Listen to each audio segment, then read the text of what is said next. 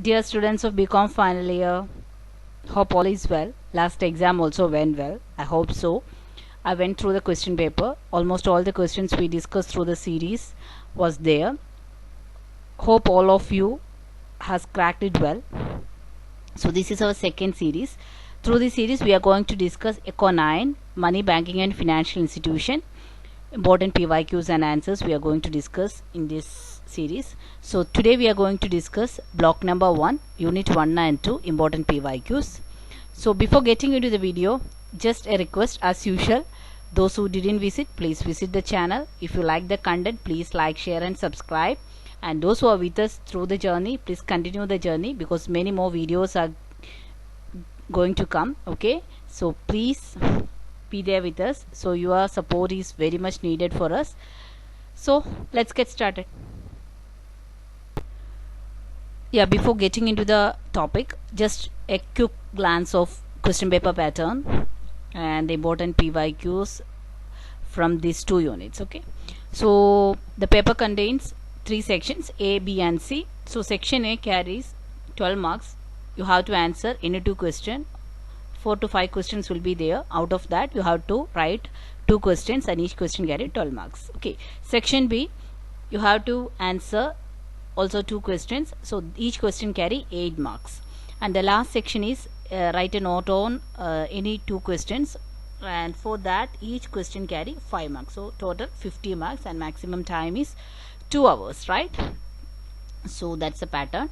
So the important PYQs from these 2 units, that is, first one is define the term money, what are the functions and significance of money. Then discuss the various motives for holding money. Is demand for money a function of income or rate of interest or both? Explain.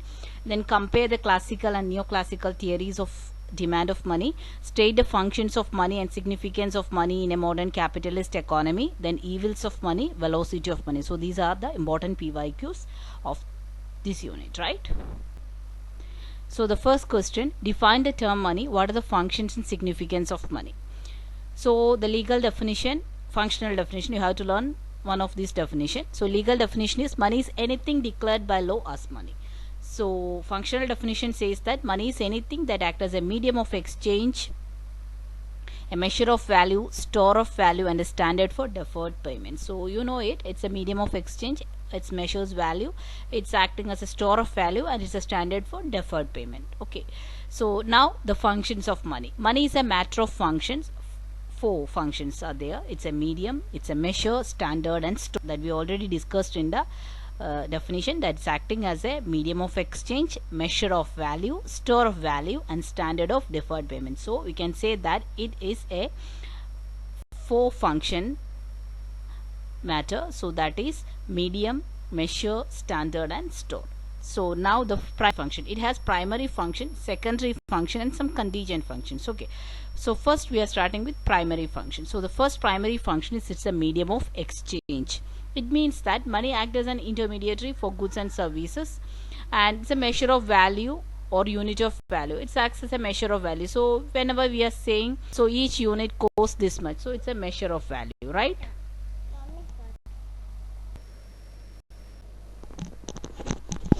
Okay, so we discuss the primary function. So that is, it's a medium of exchange as well as it is a measure of value. Now the secondary functions, money is a standard of, act as a standard of deferred payment. Money act as a store of value and as a mean of transferring purchasing power. Okay, so as a store of value, it refers to the function that it helps individual in storing their wealth in the form of money. So for example, we are getting salary in the form of money and we are storing that money in a bank in the form of money. So it's acting as a store of value. As a standard of deferred payment, it refers to one of the most important functions of money, deferred payments. What do you mean by deferred payments? Deferred payments refers to the payment made of loans, salaries, pension, insurance premium, interest and rent.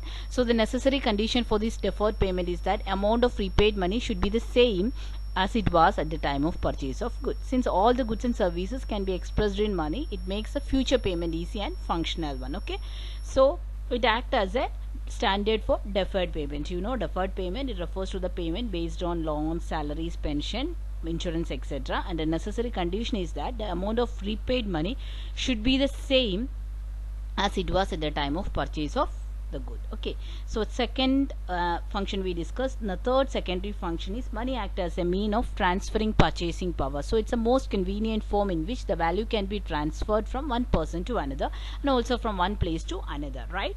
So for example, a person can transfer 1 crore of rupees to another person. So he's at a distant place, and with the help of a bank draft or a check, almost at a very nominal cost, you can transfer the money. So that is transfer the purchasing power. So through this transfer, it involves wastage and it is not so costly. Okay, so that is money as a means of transferring purchasing power. Okay, so these are the secondary function. Now we are going to discuss the contingent function. So the contingent function, the first contingent function is it's act as a distribution of income. So the contribution of all factors of production. Which are the factors of production? Land, labor, capital and organization. So these that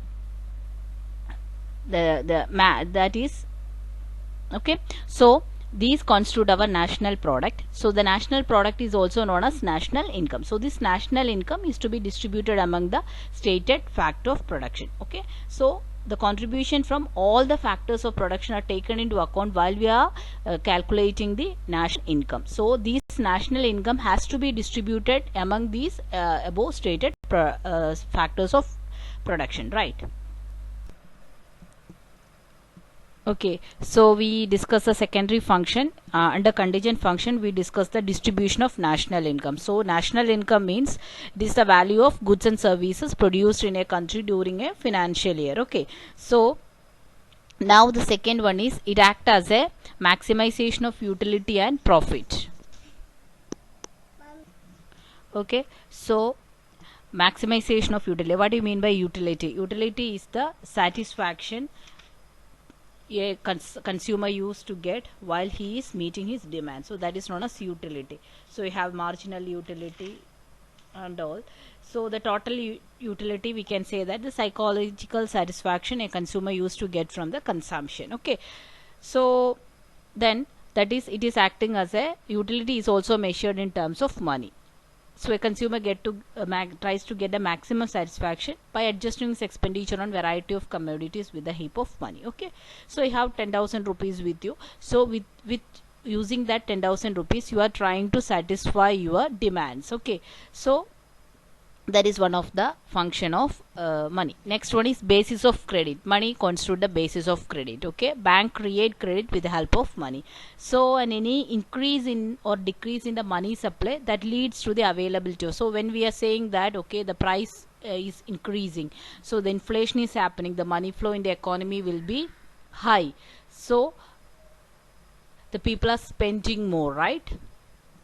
People are spending more, so at that time the government will interfere. So sometimes now this due to the pandemic and all, people have a hesitation towards spending, so they used to keep the money with the, so that's why the government is coming with reduction of interest rates and all, so that the people have more disposable income with them. Disposable income means that the income for spending, so they will spend the money, so the money flow will back to normal. Okay, so these are some of the economical terms. Okay, so it is acting as a basis of credit. Next one is liquidity to wealth. Money gives liquidity to various form of wealth, so it is convenient to store wealth in the form of money. So money is the most liquid of all the assets. Okay, so it helps in the transforming. For you have example, you are in need of money, so you have gold with you. So what you have to do, you have to get money in a very quick manner, so you can pledge that gold with the bank or some financiers, and you will get the money. So it's a most liquid form to wealth. Okay, so these are some of the contingent function of money. Now the evils of money. So we discussed the significance of money in an economy. Now we are going to discuss the evils of money. What are the evils, or what are the bad impacts of money?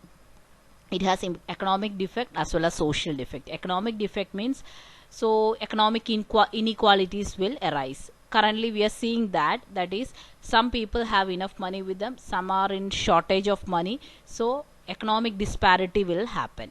Money is a very convenient tool for accumulating wealth, and it can used as an exploiting tool by the rich for exploiting the poor. Then money can encourage overcapitalization in production. So capitalization of production means they are companies are using the for production, more capital investment is happening. Sometimes they will take money from bank or other financial institution, and it can leads to more debt, and then some due to the pandemic and all, people lose job and all, and that leads to the unemployment. So it has economic defect too. Now, social defect, moral depravity. So that means money can weaken the moral fabric of the society. Okay, so these are some of the evils of money. So we discussed the first question: what are the significance of money in a economy. Second one, what are the evils of money, and definition of money. So it is one of the important questions from this. Okay, now we are going to discuss the importance of or significance of money in an economy. So the first significance is money and production. So money helps in various ways in the process of production. It helps producers to decide, plan, execute, and manage the production activity. So it will help the producers to assess the quality and quantity of demand of the consumer. So that is, money has a relevance in production. So money and consumption. So definitely if you have money with you, then only you will go and buy the product. So money and consumption both are important factors. Money and distribution. Money has made it possible to distribute the reward accurately. For example, reward means you have money with you, and you have spent the money by investing in a production unit, and you have started production. Okay, now you have laborers with you, so you have to give them wages. Then that is one of the way of distribution of money. Then you have to pay the rent for your building and all. So that is also another way of spending. Then if you have taken the loan from a bank or some other field, you have to pay the interest. Okay, so these are the different way, and along with that, once you have getting the profit out of it, you have to pay the income tax also. So these all are the way through which the money is getting distributed. Okay, so it's a simple example, right? Then removal of difficulties of barter system. We know that exchange of good for good. So if you have a pen and another have a book, so both these things are getting exchanged. So if you are in need of a pen but other person only have book with him, so that system will not work properly, right? So but money means it does not face that type of difficulty, right? Then money and capital formation. So money is essential for the capital formation. So capital formation means that's if initial investment we are making for starting a business. So the money has a great role in capital formation. So these are some of the okay. So other importance function of money or significance of money is money and public finance. Public finance means the income and expenditure of the government. So the government is getting the income through the taxes, and they are spending it for the development and administrative process. So that is the expenditure. Then external trade. We have internal trade as well as external trade with foreign countries. Okay, so that is happening through this money only. Okay, we have the foreign exchange, and we have foreign currencies we are used in receipts and payment, and they are exchanged with the help of domestic currencies. Then money and economic development. Money has a great role in the economic development. People have enough money, they are spending the money, and the money flow is high in the economy. That means our economy is in a boom. Okay, that means economic development is happening. So currently the economic development is in a slow pace. That means the people don't have money with them, they are not ready to spend. The money flow in the economy is less, so the economy is in a deprived mode. Okay, so these are some of the significance of money. Now the important topic, demand and supply of money. So what do you mean by demand and what do you mean by supply? Okay, demand simply means a consumer's desire to buy goods and services and without hesitation pay a price for it. What's the difference between demand and need? Demand means willingness plus ability to purchase. Okay, so demand means you have money with you, okay, and you have a need for that.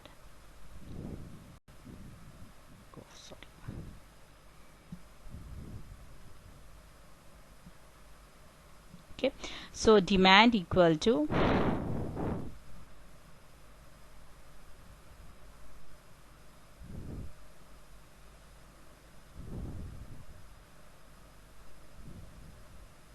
you have a desire to buy a product, you have money to purchase that, then only we will say it's a demand.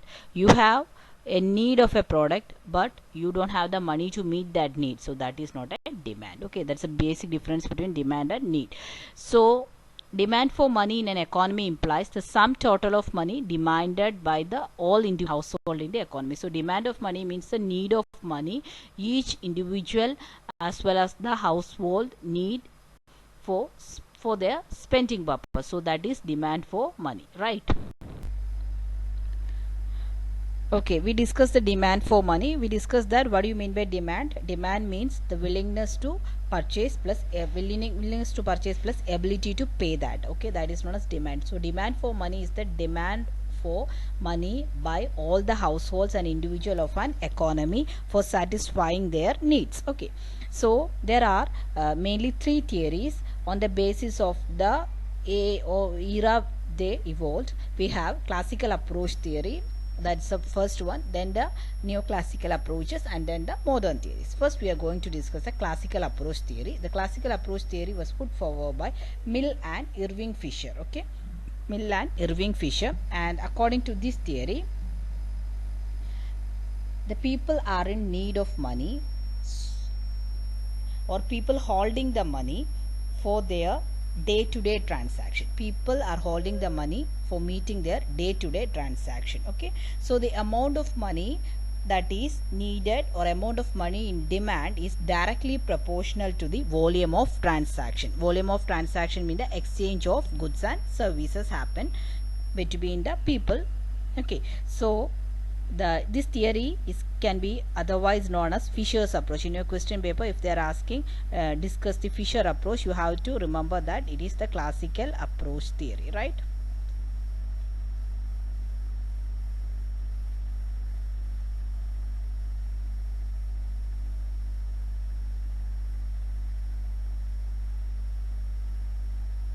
Okay, now the equation of exchange, the Fisher's equation of exchange, that is MV equal to PT, where M is the total quantity of money, V is the velocity of circulation, P is the price level, T is the total amount of goods and services exchange for that money. Okay, now we are going to discuss what you mean by velocity of circulation. For example, you have 500 rupees with you. Okay, so that 500 rupee got exchanged between 4 people. Okay, so we will say that 500 rupees serve 2000 rupees worth transaction. So what is the transaction velocity of that 500 rupees? It is 4. Okay, so that is known as velocity of circulation, right? Okay, so in this equation, MV equal to PT, right hand side, that is PT, that is price level multiplied by the total amount of goods and services exchange for the money, that is equal to the what is total quantity of money demanded. Okay, so in short we can say that the amount of money demand by the people is directly proportional to the volume of transaction happen. So that you have to remember. So that is the first theory, that is a classical theory. Okay, second approach is neoclassical approach. It was put forward by Marshall and Pigot. Marshall and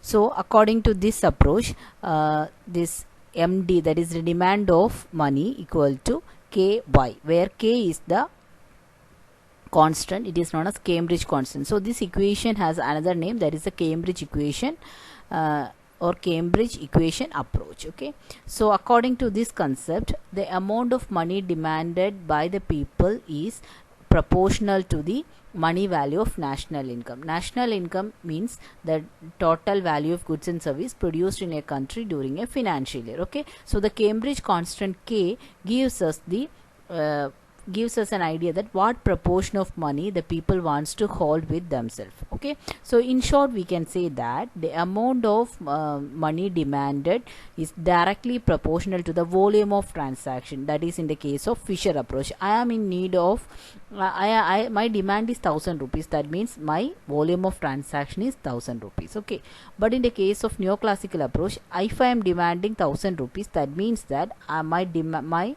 need is only 500 rupees, and remaining 500 rupees I need to keep with me. Okay, so that is the difference between neoclassical approach and one of the difference between classical approach and neoclassical approach. Okay, so we can say that the neoclassical approach is concentrating more on the level of income, while the classical approach is concentrated with the volume of total transaction. Okay,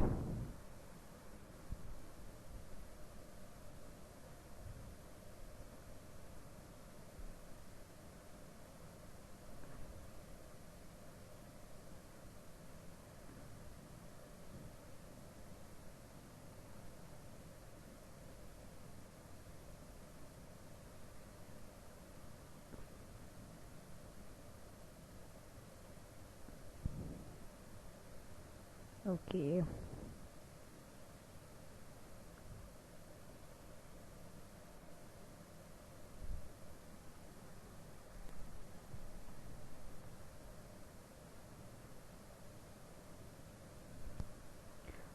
So neoclassical concentrate on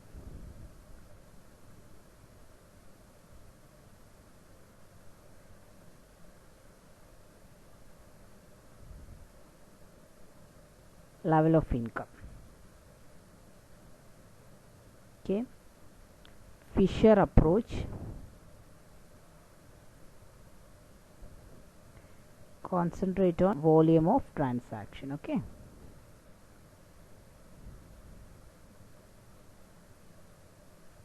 so that is difference, right?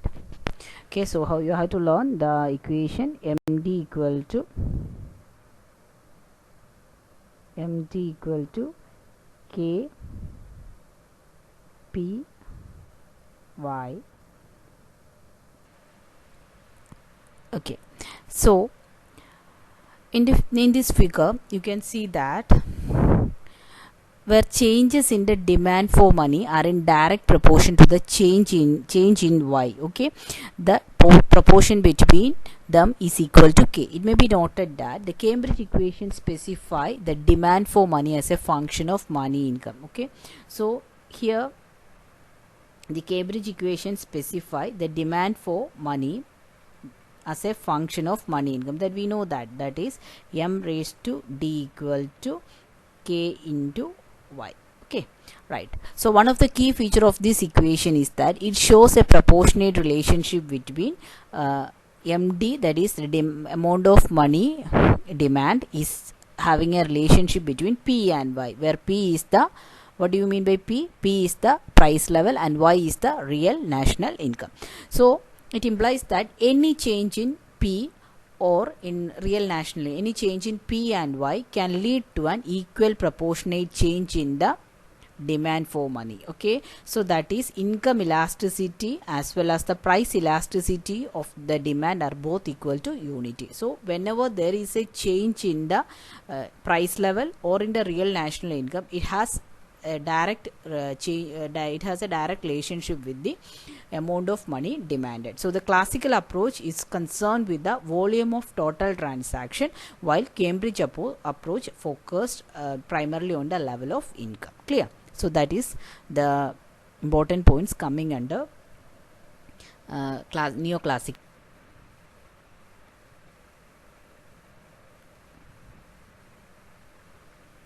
Okay, so P equal to m by kt, that is quite similar to that given by Fisher, that is P is equal to mv by t. So that equation we discussed under Fisher equation. Both the equation use the same symbol with the same meaning.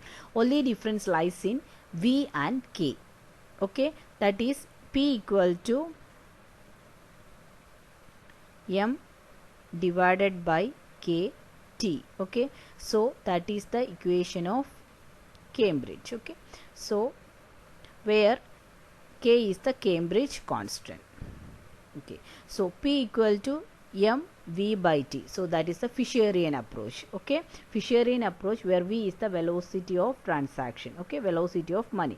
So both the equation use the same symbol, only difference is in v and k. Okay, so that is reciprocal to each other. V refers to the rate of spending, that is the velocity of transaction or transaction velocity. Then and K refers to the extent of holding or not spending. So we already discussed that the Cambridge constant K explain the amount of money the people wants to keep it with them. Okay, so that is holding, the extent of holding or not spending. So both are reciprocal to each other. Both the approaches lead to the same conclusions. That's the second one, that is the price level or the value of the money depends upon the money supply. So that we already discussed that. Here in the equation,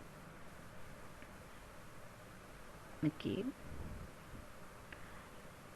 MV is equal to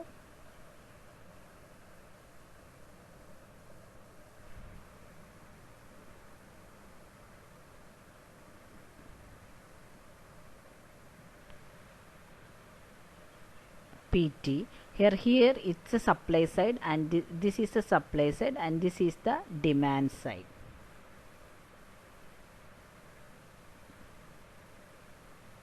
Okay, so here also the same thing. So there is a direct proportionate relationship between the money supply and the price level. So whenever there is a change in the money supply, there will be a change in the price level. So whenever there is a change in the price level, a direct change will occur in the money supply. Okay, an inverse proportionate relationship between money supply and the value of money. So money supply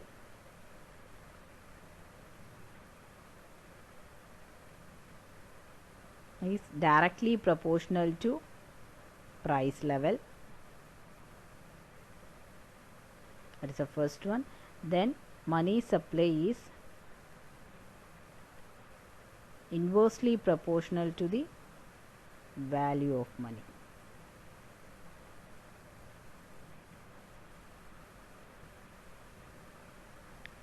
Okay, so these are the similarities between Fisherian and Cambridge approach. Okay, now we are going to discuss the dissimilarities between these two approaches. So the relative stress of supply and demand for money, so that is Fisher's approach stresses the supply of money, whereas the Cambridge approach lays more emphasis on the demand for money to hold cash. Okay, Fisher's approach says that the amount of money demand is directly proportional to the volume of transaction. Okay, that it separates the spending of money, while the Cambridge approach lays more emphasis on the demand for money to hold cash. Okay, so that means we are when we discuss Cambridge approach, we discussed about Cambridge constant K. Cambridge constant K is more explaining us the amount of money the people wants to hold with them. Okay, so it is for emphasizing more on the level of income the people want to hold with them. Okay, so that is a difference. Second difference is definition of money. Two approaches uses different definition for money.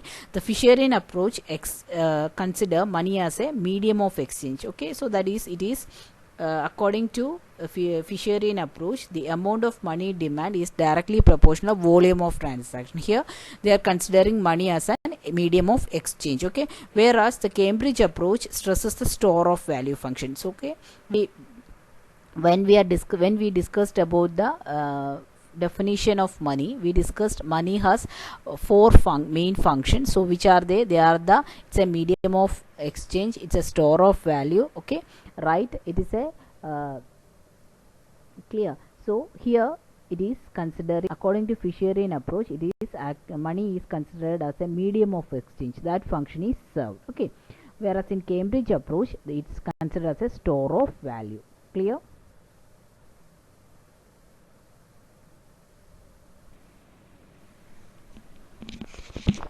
Okay, so the next difference between these two, that is Fisherian approach and Cambridge approach, is depending on flow and stock concept. Okay, so let's look into it. Flow and stock concept. So in the Fisherian approach, regard money as a flow concept. Money is considered in terms of flow of money expenditure. So the Cambridge version regards money as a stock concept, right? So we already discussed Cambridge version, money is considered as a store of value, but in Fisherian approach it is considered as a medium of exchange. So according to flow and store concept, Fisherian approach is a flow concept and Cambridge version is a store concept. Okay, so next is transaction and income velocity. Okay, Fisherian approach emphasize the importance of the transaction velocity. We know that the equation is equal to mv is equal to PT, where V is the transaction velocity. Okay, but the Cambridge version is on the contrary, it lays on the velocity of part of income that the people want to hold with them. So that is the K. Okay, so you have to learn that is Fisherian approach is emphasizing on V and the Cambridge approach is emphasizing on K. Right. Next is nature of P, that is the price level. In both the approaches, price level is not used identically. So in Fisher's approach, P is the average price level of all goods, but in Cambridge version, P refers to the price of consumer goods. So that is one of the important differences. Okay, you have to remember P is the average price level of all goods in the case of Fisherian approach, but in the case of Cambridge version, it refers to the price of consumer goods, right? Okay, next difference is factors affecting V and K. Okay, V is the velocity and K is the Fisher constant. K is the Cambridge constant. So Fisher is concerned about the institutional and technological factors, how fast individual can spend their money. So V is the, like we discussed, velocity of transaction, that is if 100 rupees is with you and you spend that money for getting one good from another person, you give that money to him and he again spend that money to another person and then to another person. So after transacting that amount with 2 to 3%, that money is coming back to you. So that means the velocity of transaction is 3 or 4, right? Okay, so that is the spending of money, that is V is denoting the spending of money, where K is the amount of money you are ready to keep with you, right? Next, relationship between M and P. What is M? That is M is the demand for money. So the Fisherian approach maintained that any change in the money supply produce proportional change in the price level, that we discussed. That is M, money supply produces proportional change in the price level. This is because Fisher believed that both velocity and real income are in long run independent of each other and supply of money. So according to the Fisherian approach, any change in the money supply produces proportionate change in the price level. Clear? So these are some of the differences between Fisherian approach and Cambridge approach. So these are important things. You have to concentrate more on similarities between, compare these two theories. Whenever there is a question like compare the classical and neoclassical approach, you have to cite these differences, right? Similarities as well as the dissimilarity. Okay, next theory is Keynesian theory. So it was proposed by Keynes. So according to this theory, two questions are raised and the answer of these questions are explained through this theory. So first question is why the money is demanded, why you need money. So that's the first question. Second question, what are the determinants for demand for money? So these two questions are interlinked, right? Okay, so according to this theory, there are three demands. One is transaction demand, precautionary demand and speculative demand. So three demands are there. So that demands lead to the, for satisfying these three demands, people need money. Okay, so in short we can say that there according to this theory, demand for money is considered as a function of two variables. That is, first function is money income or Y, or second one is rate of interest or R. Okay, so you can write it as MT is a function of Y or Y and R. Okay, so some terms are there, bears and bears bond market bull. Okay, bears are the operators in the share or bond market who expect the price of share or bond to fall. Okay, bulls means they are operators in the share or bond market who accept the price or of share or bond to rise. Okay, so bears and bulls, we know that when we are discussing about the stock exchange, bears and bulls are there. Bears means they are expecting the price down and there is a fall in the price, but in the bulls means there is a expectation of price increasing or bonds price of share or bond increasing. Okay, so that is bear and bull. Bond market means it's a market concerning demand and supply of bonds which together determines its price. Okay, so there are three types of demands: transaction demand, precautionary demand, and asset motive or speculative demand. Transaction demands means the money is, you need money to go for transaction or to buy things. Precautionary demand means you need money to meet financial emergencies. Asset motive means you are not spending the money currently, so you are keeping the money with you so that you can invest that money in future. Okay, so now we are going to discuss in detail transaction motive. So transaction motive means depending upon the level of income, the transaction that's a demand for money varies. Okay, if you belongs to a low income group, your expenditure will be less while compared to a person who belongs to the high level income group, right? So the transactions are directly related to level of income. So that's the first point. Second point is transaction demand for money depends upon the volume of transaction. So we can express the relationship between the transaction demand for money, that is L1, and the level of income Y as L1 is a function of Y, that is the transaction demand for money is a function of level of income, sorry. Okay, so Keynesian treated transaction demand for money as a function of income only. So a transaction demand for money is a function of income alone, right? Now second demand for money is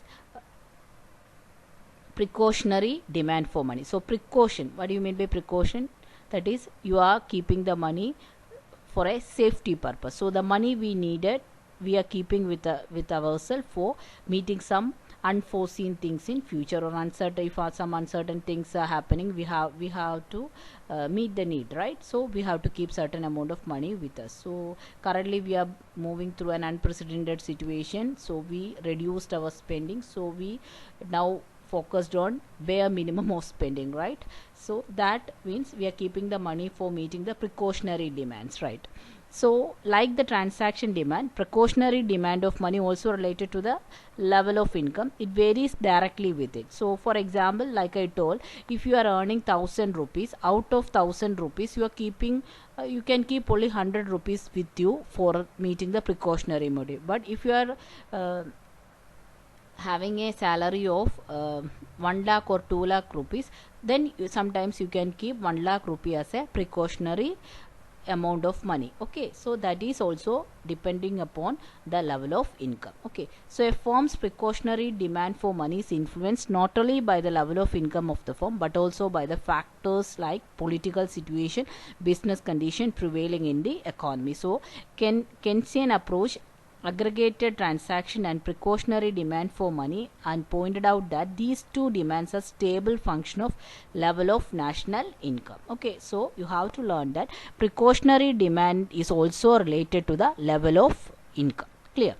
Next demand is speculative demand. Speculative demand means our asset demand. So Keynesian approach explained the asset motive through what he termed as speculative demand. So in this theory he argued that the demand for money is a choice between holding cash and buying bond. Okay, so speculative demand for money is the demand for money as an asset or a store of value. So in these two, the transaction and precautionary means it's a mix. It's a for a it is used as for a transaction, that is a medium of exchange plus store value. Here it is considered as a store of value. Here money is considered as an asset or a store of value in speculative demand. So this is considered by Keynes as liquidity preference proper. Okay, speculative demand for money arises from the speculative motive for holding money. For example, current situation, we are not spending money so that you can meet the precautionary motives in future. Okay,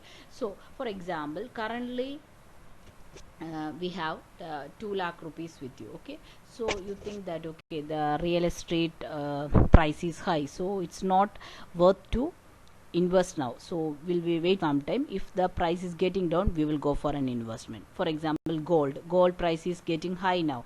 Okay, so we are waiting for an occasion for a steep decline in the price. Once a decline happen, we will invest it. Okay, so then in future if increase in the price happen, we can sell it out, right? So that type of demand is known as speculative demand. So that is a rising for example the interest rate also. So the asset motive state that people demand money as a way to hold wealth. Okay, so speculative demand is focusing more on the function of money as a store of value, but the precautionary motive, it's a mix of store of value plus medium of exchange. Transaction motive is completely focusing money or considering money as a medium of exchange, right? So we discussed three types of motives are there, that is the precautionary motive, transaction motive, and the speculative motive. Okay, so LP, that is precautionary motive, LT transaction motive, and LS speculative motive. So three motives we already discussed, right? Okay, so in this graph you can see that the speculative motive is focused on the speculative motive means it is focused on those people who want to invest in bonds, okay, for getting capital gain. So they will buy the bond when price is low. Okay, so selling happens when price is high. Okay, so when price is high they will sell it, when price is low they will buy that bond. Okay, so when price is high, what they will do, they will sell that bond and they will have the liquid cash with them. Okay, so but there is an inverse relationship existing between interest rate and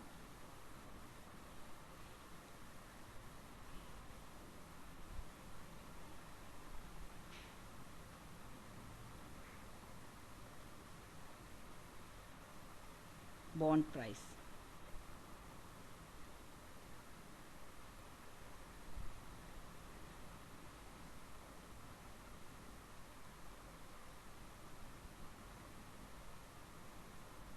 Are inversely proportional. Okay, so the interest rate and bond price are inversely proportional. So whenever there is a fall in the interest rate, that will lead to the increase in the bond price. Okay, so as there is decline in the interest rate, bond price will high. Okay, but there is an increase in the interest rate, then bond price will be low. Clear? Okay, here when the interest rate is 7, okay, then when interest rate is 7 or more, the bond price will be, the price of the bond will be low. When it goes to, when the bond price, when interest rate is reduced to 0.5 percentage, then the bond price be high. It is it's not advisable to buy the bond. Okay, so people will not buy the bond at that time. So they will, so at a when we are looking into that graph, we saw a liquidity trap. Okay, that is when the interest rate reaches 0.5 percentage, there is a liquidity trap. So liquidity trap means the demand for money is perfectly elastic. So what do you mean by perfectly elastic? Perfectly elastic means a slight change in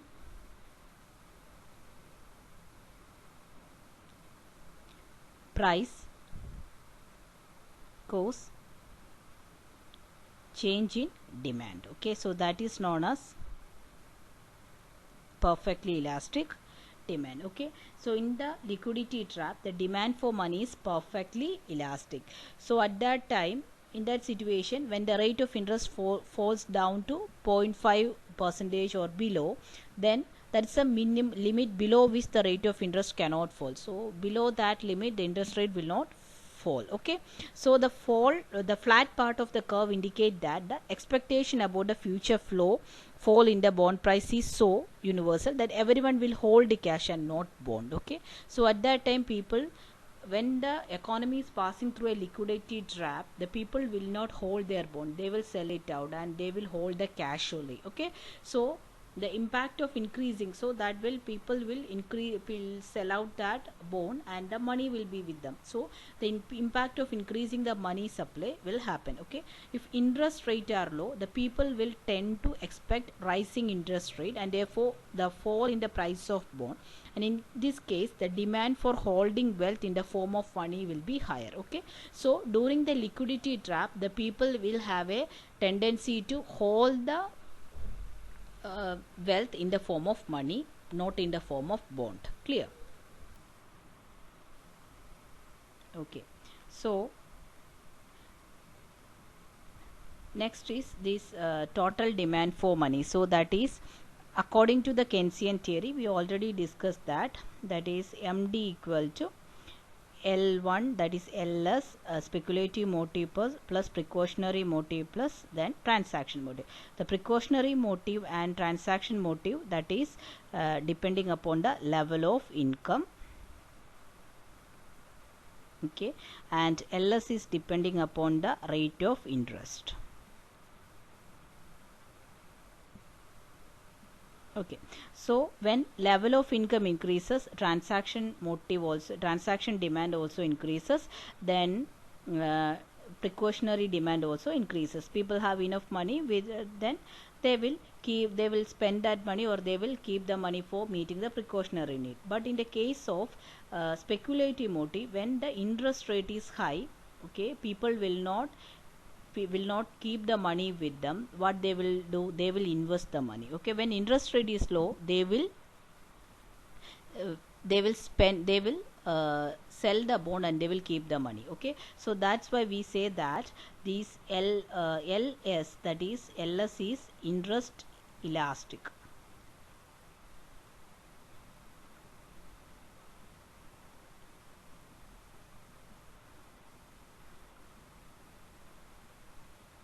Okay, so but LP and LT, they are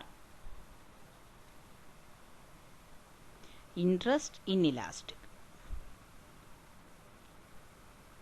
Okay, so the post Keynesian economists, they modify MD equal to L, where according to them the demand for money, MD, is positively related to level of income and negatively related to R. Okay, so that is the important concepts coming under the Keynesian theory. Clear? Now the last topic is velocity of money. So the transaction velocity, we already discussed. The velocity is defined as the average number of times a unit of money changes hand for money activities during a given period. Like I told, if a 100 rupee note passes 5 hands on an average during a time period, it means that 100 rupee notes serve transaction worth rupees 500. So the transaction velocity is equal to 5. Clear? So the higher the velocity of circulation, it implies that smaller quantity of money is required to meet a given money value of total transaction. Clear? So that is velocity of money. Okay, so okay, that's the end of this video. In this video we discussed most important topics, that is how you can define money, and what are the functions, what are the significance, what are the evils of money.